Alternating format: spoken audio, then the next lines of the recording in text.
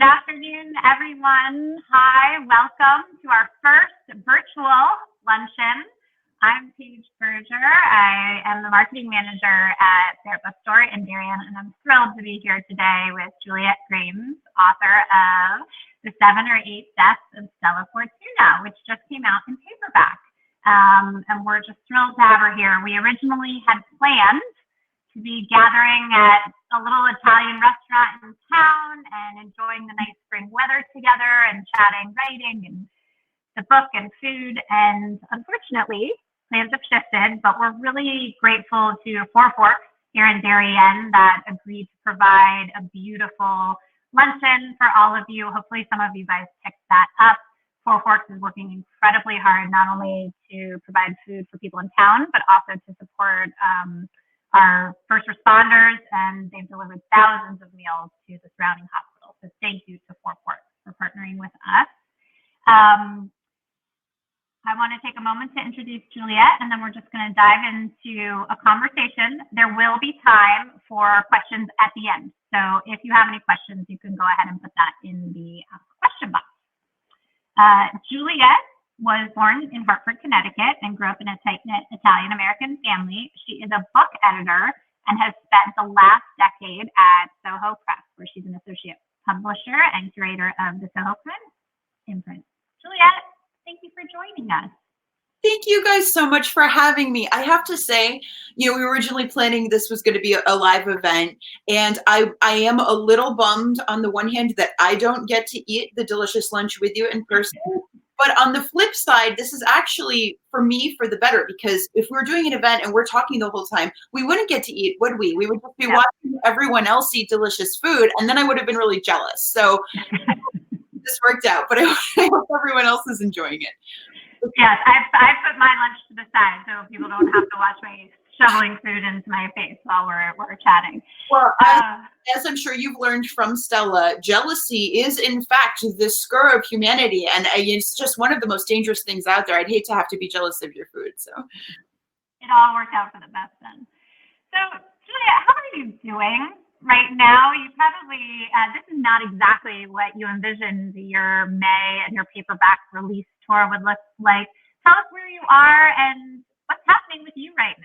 I am in a farmhouse out in the middle of the woods outside of Westerly, Rhode Island, which is where I live. I moved here from Brooklyn, New York, where I had a 450 square foot, one-bedroom apartment. And I can't tell you how relieved I am I made that move last year and not this year. But I am, I was expecting to be on the road right now. My wonderful team at Echo at HarperCollins had put together a really big paperback tour for me, and so it isn't where I was expecting to be, but I have been so fortunate in this whole experience because I had this place to go to. I feel very lucky that I have a job that I do from home, and I feel I've had a really lucky time. Every morning I wake up feeling grateful and happy that I have what I have. And this has been a really centering time for me, and a time that I've been able to connect really deeply with a lot of the things that I studied and researched in order to write Stella Fortuna, about where my ancestors came from and the ways that they lived in absolute privation. And, I look at how they came from villages with no running water, no electricity, where they might starve if they couldn't source their food, correctly or adequately.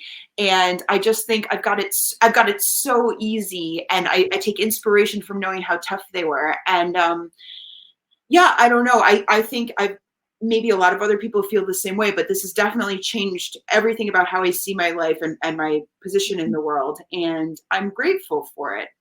I'm so agonized by the suffering that so many people around us are going through physically and economically. And I am just so grateful for every day that I have. So I don't know. I'm great. I feel guilty saying it, but I'm great. Well, I think what's really interesting, what you just said is, and this is why I think this book is such a good read for this time, is history really does have a lot to teach us and remind us about the hardship that so many generations have gone through in so many different ways. And I'm going to get back to your research in a little bit and talk about that history. But let's start with you and writing. Have you always been writing? I know you have a really big job over at Soho Press. Tell us a little bit, is writing something you came to after you entered the publishing world, or did that predate your your other career? So I'm going to tell you something really stupid. I got into publishing because I thought it was going to help me be a writer, which, in retrospect is just insanity. But I've been writing since I was a little tiny kid. The first time I tried writing a novel, I was writing about my grandmother. And so I was 8 years old. I typed it on my dad's old Amiga computer, and the title of it was An Italian Girl, because my grandmother had this wacky life story, and I was like, I have to write a novel about this. And obviously that didn't ever come to fruition. But 30 years later, I did write Stella Fortuna and all. It took about that long, I think, to be ready to come out. But along the way, I've written so many other things. I just habitually, secretly in the mornings, I wrote other novels I threw out. All through high school and college, I thought, I want to be a writer. I want to be a writer. And I just eventually realized it wasn't a career path that was viable. So I went into publishing because I was like, this will help me become a writer. And then, so I spent 15 years editing other people's stuff, which in fact takes up a lot of brain space. And so I think that if you had asked me about 5 years ago, did I see this as being, would I recommend that you go into publishing if you want to be a writer? Because it's a question you get asked a lot. I would have said, no, it's the reason I'm not a writer. And now I am. Now I am a writer. And I think the reason I am a writer is because I was an editor. And it just took a really long time, but spending 15 years of editing other people's stuff taught me to edit my own and to make it good enough to read. So it's been, I'm not a spring chicken in terms of debut authors, but I think this was the book that I'm so grateful that I got to have be my fiction debut, and I hope it's the first of a few more at least. So. What was? Can you pinpoint? Was there a moment or a time in your career? Because you went in thinking, okay, I'm gonna write, and then there was a period of time where you thought, there's no way, and I understand that you possibly find the time. Or the brain space. So what shifted and you knew that you had this story in you and you could get it out into the world? Well, I don't know if there are any other writers watching, if you'll agree with this, but for me, writing is torture. It's like, it's just agony and awful, and you feel horrible and you hate yourself. And then just like 3 seconds later, you're so, pleased with what you've done and you're patting yourself on the back. But there are a lot of very bad feelings that can get you through a lot of the creative process. And it was hard finding the bandwidth for all of that emotional vicissitude, but also to feel like I was doing right by my authors who I was editing. And so I think it was around, I kept trying, I would go to writing groups and I'd write, patches of pages here or there. I would spend August every year on lockdown. I wouldn't socialize at all. I would spend every weekend, every night at home, just writing and trying to get somewhere. But I never felt like I was doing the work I wanted to. So in 2011, I decided I was going to quit writing entirely. And I was only going to focus on editing. And I did for a while. And it made me so sad to not write. And so I think that's what turned it around. I was like, I tried it for about a year and I just felt, I felt gross. I was like, I have to write, I have to do this. So I went back and I was like, okay, this book, I have to write this book. Nothing in my life is going to be right until I write this book about my grandmother and get it out of my system, and I have to do it. And so that's how long it took. I think you voiced a common sentiment among writers, which is it's not a career path you would choose. No. But if it doesn't let you go, which it didn't let you go, then you know that you're meant to keep doing it. Okay, so I'm guessing in the audience we have a mix of people who have read the book and then some who have just picked it up. Can you give us a little overview of the plot and what the book is about? Yeah, sure. I will Vanna White, my beautiful paperback. I have the old cover. So Oh, I love the hardcover cover too, but I think Echo did such a great job with both. But The 7 or 8 Deaths of Stella Fortuna is the 100-year-long family saga about two sisters who were born in Calabria in southern Italy in the years around World War I, and who spend an entire century at each other's sides as best friends and then as bitter enemies. And when you meet them in the present day, you know that they've been locked in a blood feud for 30 years, but no one in their family understands why, what had gone wrong between them. So the book follows their life stories and tries to pick apart what happened, what went wrong. And the main character is the older sister, Stella, who is she's the beauty of the two. She's much smarter. She's very charismatic. And she has to take care of her little sister all the time. But she's also got really terrible luck. And over the course of her life experiences 8 or 7 near fatal accidents that just make people wonder if she's cursed. And maybe the curse has something to do with her problem with her sister. So that is it in a nutshell, but the plot. But for me, it's a book about a couple things. It's about immigrants, specifically the immigrant communities in America. And very specifically, it's about Italian Americans, because that's the community I grew up in. It's about women of a particular generation in the early half of the 20th century, whose stories are often lost or subsumed by the stories of the men in their lives, who are, there are patriarchs. They're the ones who got us here. They put their lives on the line. They fought in the wars. They bootstrapped their way through the railroads and the mines to, keep their families together, and they're heroes. But what ends up happening is the women in their lives, their stories are often buried in order to protect the reputations of the heroes. And I got really annoyed with that as I was doing my research and interviewing so many women from my grandmother's generation to put this story together. I was like, these stories need to be told. They need space. So yeah, that's what the book is. It's a celebration of cranky old ladies and of Southern Italy and of the immigrant experience. You touched on patriarchy. Let's jump to that.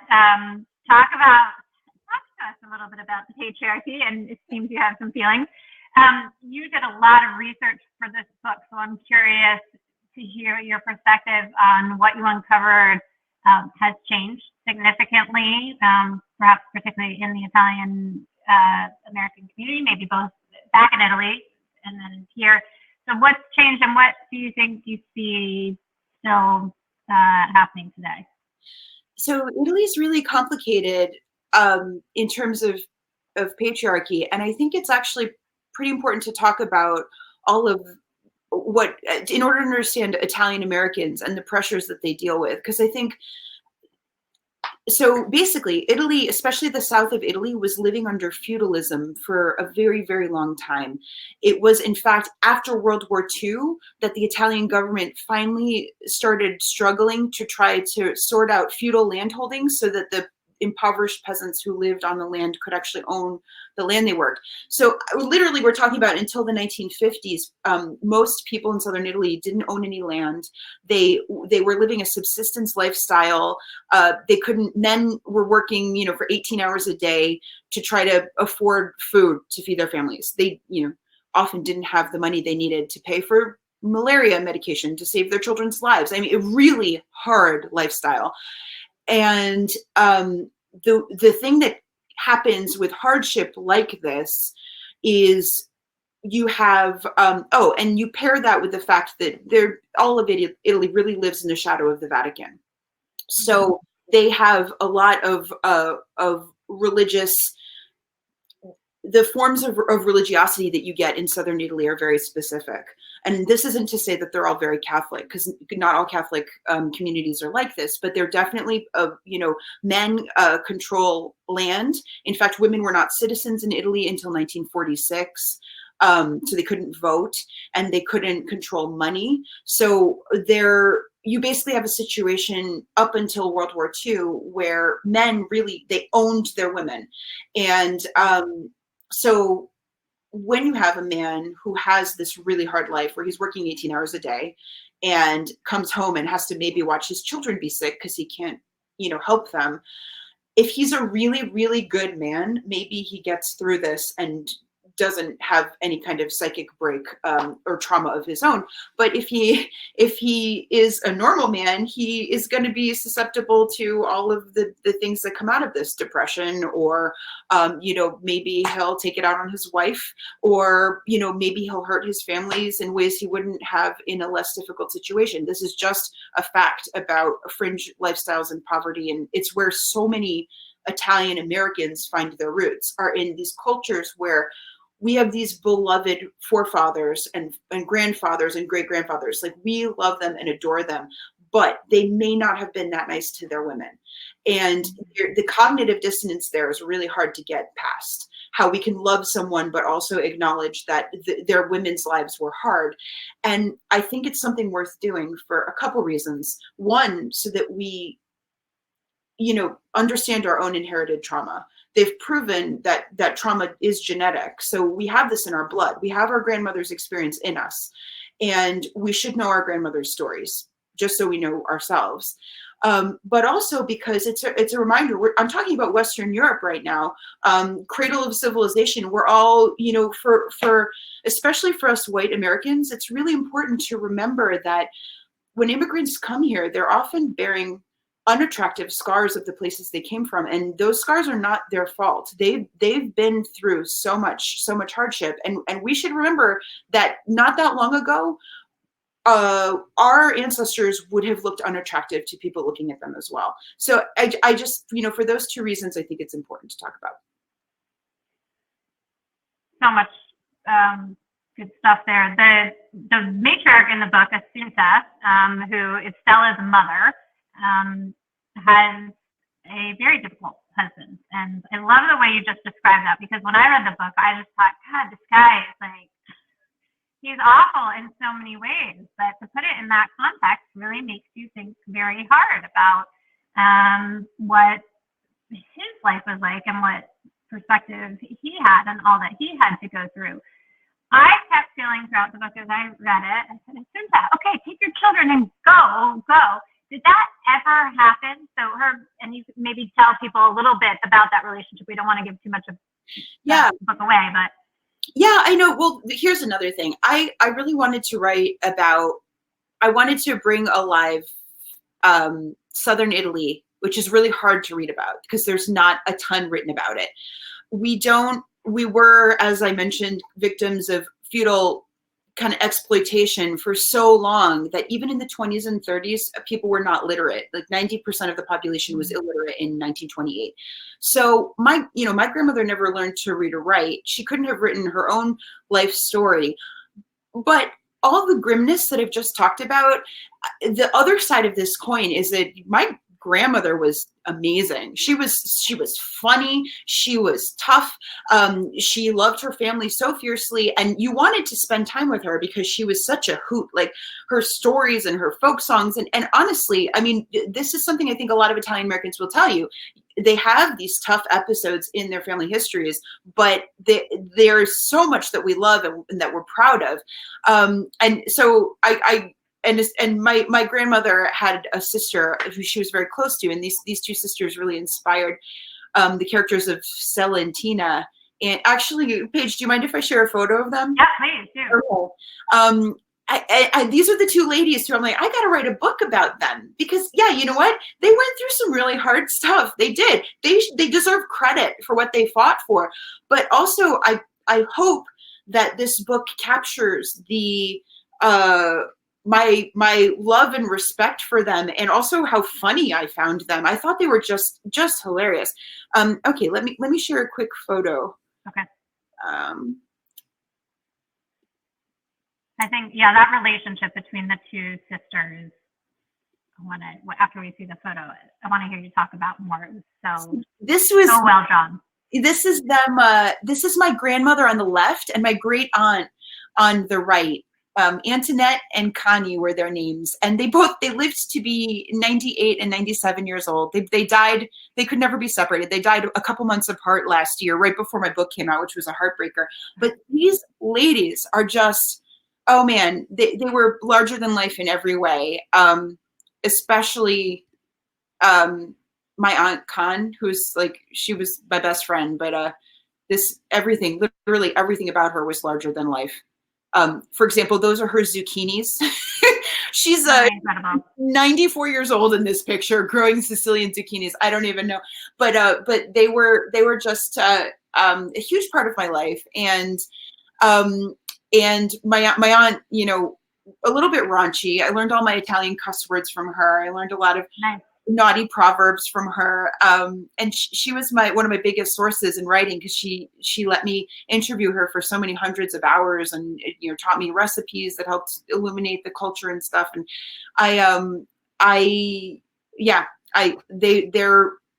they're so much fun, and trying to depict them and bring them to life was a really worthwhile project, I thought.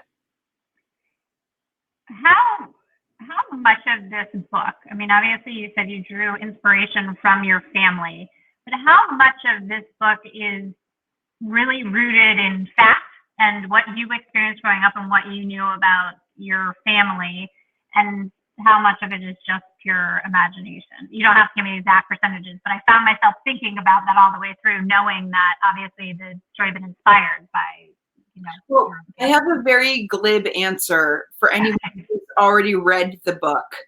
That the answer is in the last paragraph of the text. Yeah. It tells you exactly what's true and what's false. But you can save that for later when you're flipping through. But the less glib answer is that my grandmother had a lobotomy when I was 5 years old, just like Stella does. And we learned that in the preface of the book, so I'm not spoiling anything for you. But my grandmother's lobotomy caused her to break off her relationship with her sister, also like the two sisters in the book. And for me, when I was 5, this was a really formative experience, because I was so close to both of these ladies. I'll just share one more photo now, just so you can laugh at how bald I was. But they basically raised me.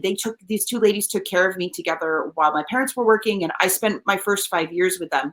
So after my grandmother's lobotomy, when they couldn't be in the same room together, it was a life changer for everyone in the family. And I committed to writing about them at that point. So all of those things, if you read the book or even the first 5 pages, you know, are drawn from my real life. But after that, things depart, because my grandmother had been lobotomized, and I only remember little tiny, you know, moments of life with her before I was 5 years old. I was just too young.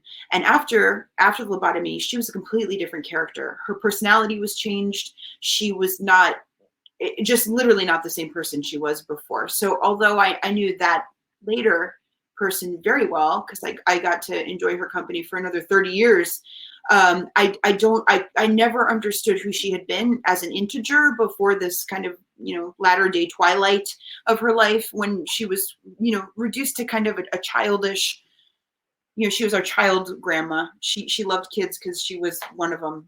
And it wasn't who she had been, and it didn't match up with any of the stories I'd heard about her. So I tried really hard to reconstruct her, and I failed. I just failed and failed and failed. I think that was one of my, you know, we were talking about before, you know, giving up writing. I couldn't do it. It just never felt right. And so finally I was like, I can't write about my grandma. I have to just invent a character. I'm going to invent Stella. Stella is made up. Stella's a lot like me. I knew what was going to happen in the story, because the plot is drawn from my grandmother's life and my aunt's life, but also I conducted more than 50 interviews here in Hartford and also in Italy with women of this generation. So I took little bits and pieces of all of their lives. So I knew what was going to happen to her. And I just, you know, what would I have done if this was going to happen? Why would I have, you know, let these things happen, which was often really hard. Some of this stuff is really hard to understand. Took a lot of work to empathize with these choices, and I lost myself in research, because historical research really helped me justify, I think, these tiny details. Did they know you were writing the book, your grandmother or your great aunt? They did. I don't know if my grandmother understood. Yeah. My aunt for sure understood. She was an agent of it. She was my first point of contact. I interviewed her for hundreds and hundreds of hours, and she introduced me to a lot of her friends and peers so that I could build a network of other women in their group. And she passed away just like not even a month before the book came out, my great aunt. So this is, I apologize for this morbid story, but it's just proof that I'm Italian. In the open casket wake, my uncle actually put a copy of the galley in her hand. I was like, it's a little too much, guys. And he's like, no, she would have wanted it. I was like, I don't actually know if that's true. I don't know if she would have wanted it there. She's a very religious woman, but anyway, she did know, and she knew it had been dedicated to her. So she never would have been able to read it. She never learned to read, but she was a real active part in making it. I adore that. I think that is that image of the book in the casket. That's it's really incredible. I agree. I think she would have agreed. You interviewed her for hundreds of hours. Yeah. Tell us about your research. Yeah. Travel back to Italy. What did you do? Tell us all about it.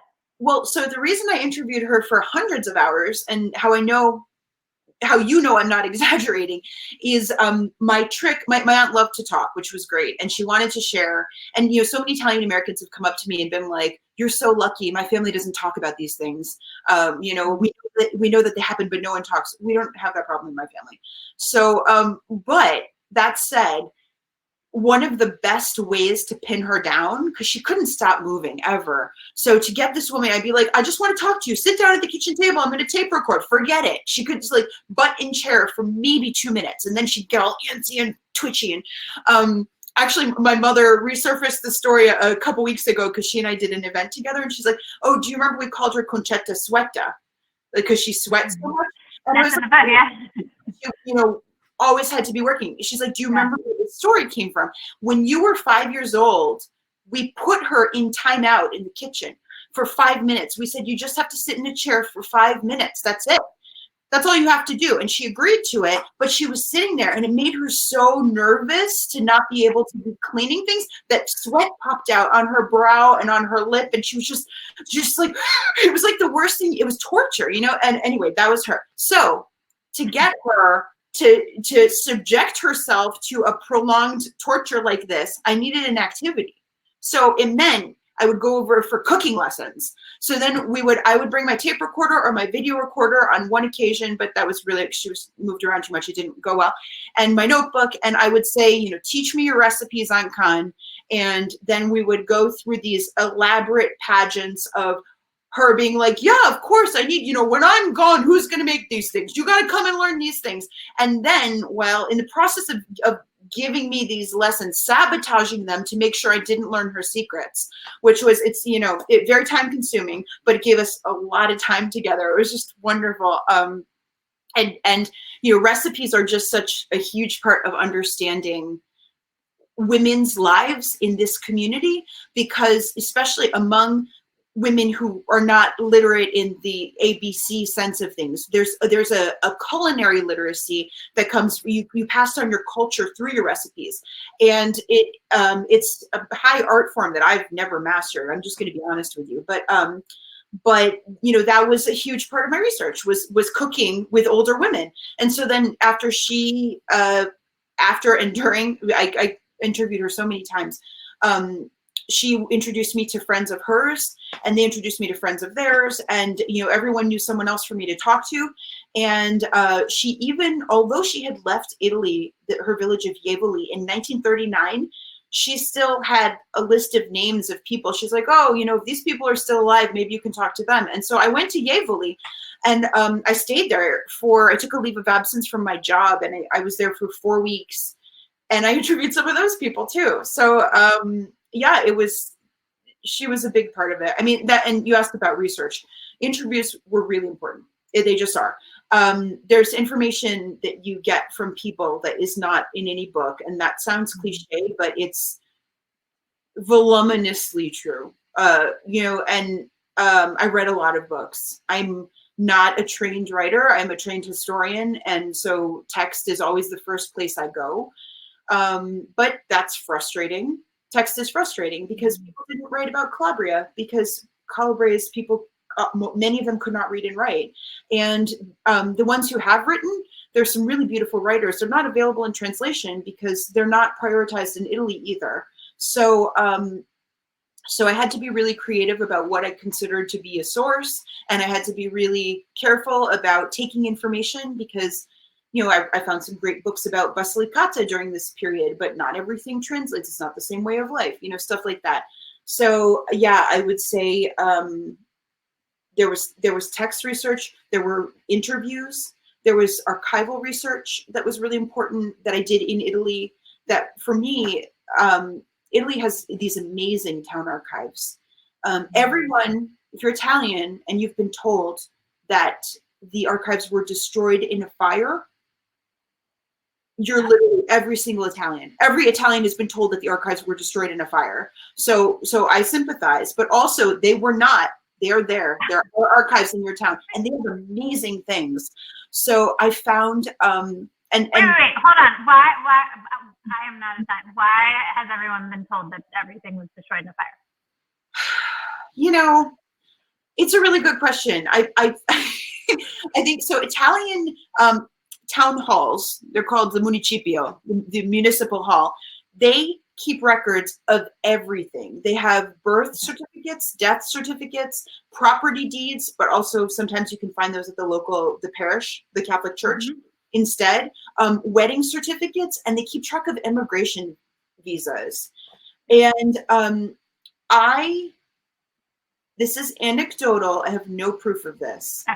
But in certain cases, people are told by their relatives that there are no archives because they were destroyed in a fire, because the relatives are trying to separate themselves from where they came from. And this is a phenomenon I have seen again and again and again in Italian immigrants. So I just had, my husband happens to be Italian American as well. And I was talking to my mother-in-law at length last night, and she has put tons of effort into trying to trace her ancestry. And it's really frustrating because, you know, just only 3 generations back, everyone has a different last name. No, you can't figure out where these people came from. It's fascinating, but the things that people did to assimilate in America, to put their past behind them, a lot of times there's something that they're running from or that they don't want to carry with them. And I don't want to spoil the plot for anyone who hasn't read the book, but I did write some of these things into my into Stella's story, that some things that happened in my family. And I'll show you because I happen to be here in my home office. So, but this is, I know you can't read it because it's going to be too far away, so you won't see the spoiler. But in my archival research, I found this birth certificate of my family, and it has information on it that was very, very wrong from information that we had been told. And it was information that my grandmother, after her lobotomy, had been telling everyone and spreading rumors about. And everyone else was like, no, no, no, that's not true. And then when I went to the municipio and I dug it up, turned out my crazy grandma was right. And it was really eye-opening, because it was like, well, they cut away that part of her frontal cortex that all the inhibitions are gone, and now she's going to speak the truth that people have been trying to cover up for 60 years. Okay. So, you know, it was fascinating. The archival research was amazing. And then there's other stuff too that helps. Music, folk music was really important. It's hard to write folk music into a book without being boring, but I listen to a lot of it and it's there in my head. But it teaches you a lot about what people are laughing and crying about. And then proverbs. Calabrians love proverbs. So I did put a bunch of those, and I think there's 16 or 17 in the book, but there are hundreds of Calabrian proverbs. They're famous for proverbs. Well, you can see a historian's touch on all that research. That's really incredible, and it shows through in the story. I felt so transported. Actually, several of our booksellers read this when it came out last year and had sung its praises. And then when I knew I was going to be doing this with you, I like to read right before, so I sort of hunkered down last week, and I did feel transported. And like I was in the places. Thank you. Incredible. Food was obviously a big part of your research because you had to use it as a way to get information. Yeah. Food also factors prominently in several scenes in the book, including the infamous chicken scene, which I will not share with those of you, but I got chicken out of my fridge a couple nights ago, and I'm not sure I can cook it again. Yeah. No, it's hard. I had to take a break myself. Can you just talk a little bit about the role that food plays in the book and obviously research? So the first, not quite half of the book is set in this village, Jevuli, in Calabria.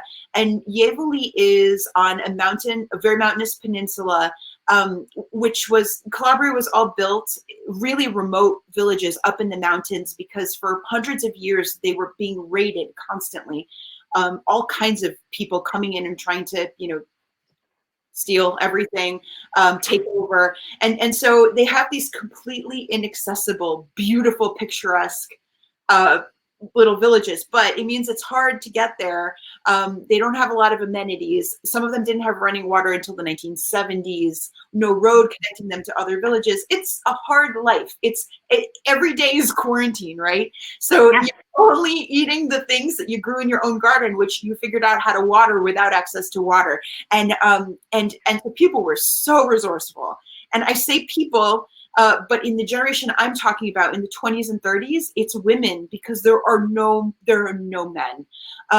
In Italy, the first half of the century was really traumatizing. They had just had their unification war, which took a lot of men's lives. Then they had World War I, which was it's hard to read about World War I in Italy because Mussolini, it was so awful that Mussolini covered it all up as part of his propaganda maneuver. He thought it was too demoralizing for people to know what happened. But the Italian front was bloodier than the Somme for the entirety of the war until the last 4 months. And every day it was brutal. And so these villages lost, if you look at their World War I memorials, it's heartbreaking, but also a lot of women lost their husbands or their sons. And then immediately after that, when they do come home, everyone is so impoverished because of the trying to recover from the war that there's no work. So all the men are like, well, what are we going to do? We can't watch our families starve. So they left. They emigrated everywhere. It was a massive emigration. And at a certain point, the United States cut people off. In 1924, they placed a quota on Italians. Actually, interesting fun fact.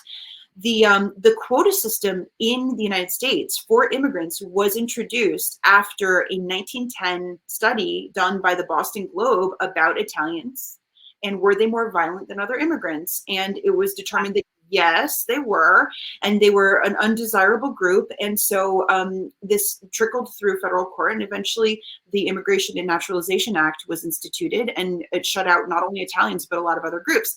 And now it shuts out everyone. So there you go. But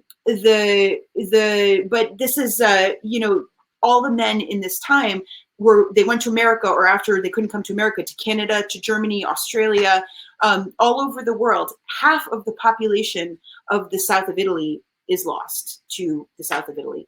And to this day, the villages are empty. The potential population that should have been there if people had been offered a chance to live their lives, but they weren't. So you have, during this time, sorry, you asked me about food. You're getting that. No, but all this is relevant. Yeah, you had women alone with their children, often many children, because the men would emigrate and then come home to visit their wives. It's very family-centric culture. And so you would have women who were still managing to get pregnant once a year for, like my great-grandmother or my grandmother, and they're taking care of a lot of babies, and they're alone, and they don't have any of those things. Food sourcing becomes 80% of your daily life. It is everything. Yeah. And so people become so resourceful and smart. In knowing basic things about, how to survive during the month of February, which is before any of your fennel or cabbage is ready, but it's after the last chestnut and olive harvest. You got that awful period where nothing's growing, or how to can and preserve when you don't have access to cans.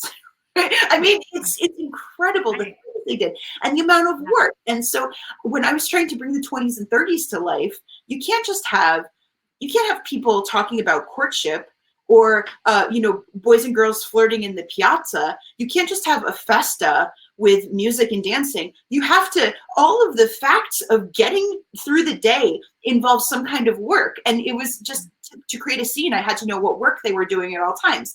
And so recipes, even modern Italian and recipes and Italian American recipes in a different way, illuminate these traditions. The things that we eat at Lent, because you're not allowed to eat meat, also reflect what was available in the garden in March, which is fascinating. We have this Lenten recipe in the village my grandmother comes from called polpette, which it's the same word you use for meatballs, but there's no meat in them, obviously. It's made out of ricotta cheese, because guess what you have all winter long? Goat milk. And they boil the cheese, and it creates these really delicious, just simple stale bread and cheese. And it's just so good. And, things like that, cooking with ladies helped me restage what the lives of their grandmothers would have looked like because of this trickle down. Amazing. All right, I want to pause and just say that if anyone has questions for Juliet, I'm going to open the floor in a moment. There is an ask a question button at the bottom of your screen. You can pop it there, or if you can't find it, you can also put it in the side chat and we'll take questions from there. I'm sorry to interrupt. I forgot to mention this. I meant to when I was talking about cooking. So Echo actually put together this cookbook to go. It was a promotional item back in the day, but it still lives digitally online. If you are looking for recipes, there's 7 or 8 recipes in here. The or 8 is the chicken recipe, which you're not supposed to make, but I included it just in case. But it's all up on my website if you are looking for themed recipes that are taken out of the book.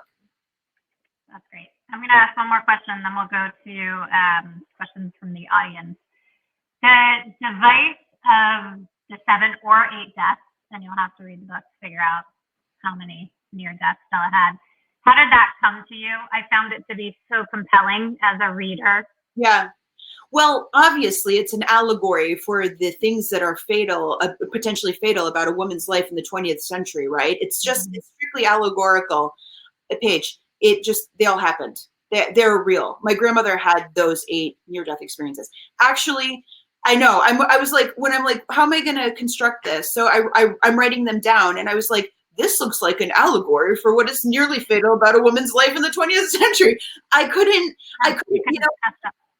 and as I was writing the book and it was getting longer and longer, people were like, my writing group's like, how about you just narrow it down to 3 deaths? So this is more manageable. And I was like, no, I'm not going to do it. Each of them is a symbol. I couldn't make that up. It's just too, things that are dangerous. Childhood is dangerous. Courtship is dangerous. Education is dangerous. All of these things, these are chances that we take that our mothers took, that our grandmothers took, or didn't have the chance to take. And so menopause, so dangerous. Like anyway. All of it. All right, I'm going to go to the first comment or question I see here. Hi, Juliet. I met you last year in Cleveland. I wanted to say thanks much all over again. We have nearly the same Italian-American story. I can relate to the book and see my Gram and her sister's story as well. And I'm going to butcher the Italian, but I think she's saying thank you very much in Italian. I'm not even going to start on that.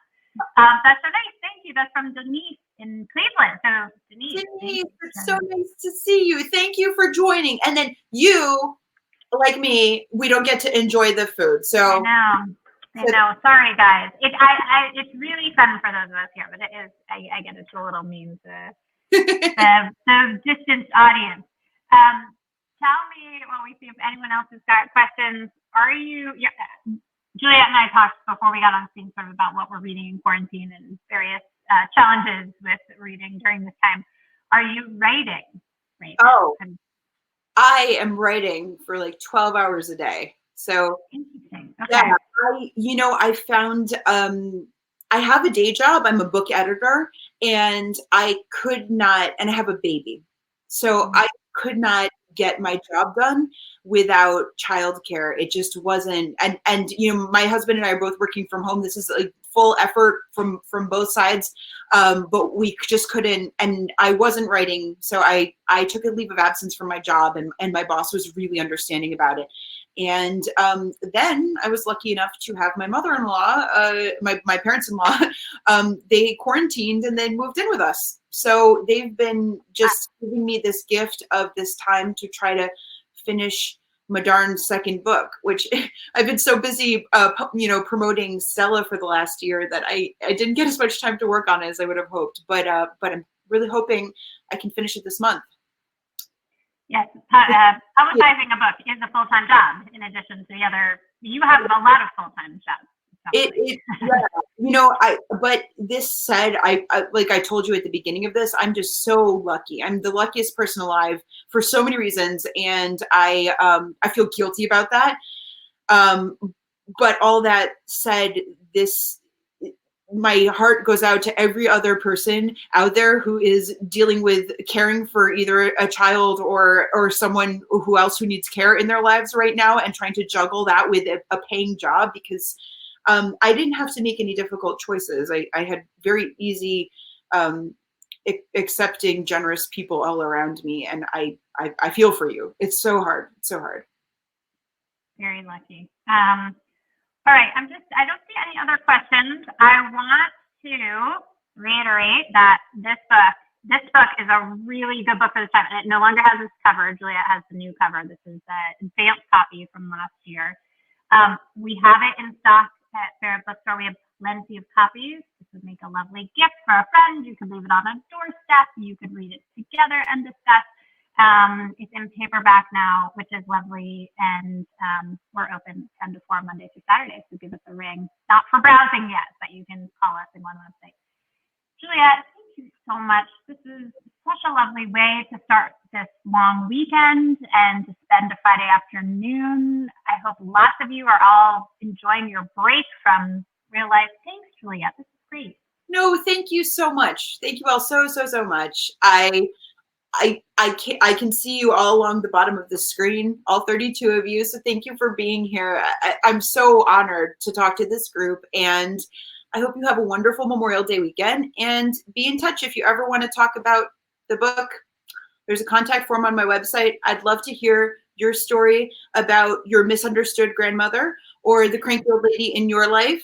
I think my favorite part about having this book be published is that I've learned I'm really not alone, that there are so many other people who have these indomitable women in their family, or as friends, and whose stories deserve to be told. So yeah, thank you all so much for being here. Cheers to the indomitable women in our life. And on that, I'll say goodbye. Hope to see you all soon. Stay safe. Bye, Juliet.